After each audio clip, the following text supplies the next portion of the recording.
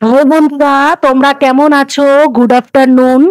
দিনের শুরুতে নতুন একটা রান্না নিয়ে চলে আসলাম। আজ তৈরি করতে চলেছি বাটার চিকেন। লাগছে বাটার, লাগছে দই, পেঁয়াজ, রসুন, কাঁচা লঙ্কা, লাগছে তার সঙ্গে কাজু বাদাম, লাগছে চিকেন, মসলার মধ্যে জিরা, গোটা আ লঙ্কা, গোটা গরম মসলা আর লঙ্কার গুঁড়ো, নুন।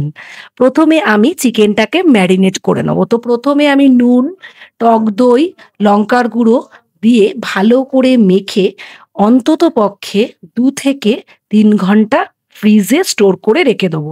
তারপরে ভাজা মসলাগুলোকে আমি ভেজে তুলে নেব।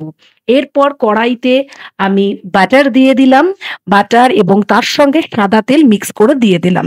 গরম হওয়ার পর পিঁয়াজ, আদা, রসুন, কাঁচা লঙ্কার যে পেস্টটা আমি তৈরি করেছিলাম সেটা আমি কিন্তু কষাতে শুরু করলাম।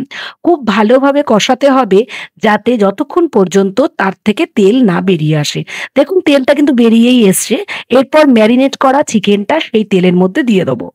ভালো করে চিকেনটাকে সেই মসলার সঙ্গে অনেকক্ষণ ধরে লো স্টিমে কিন্তু কষাতে হবে।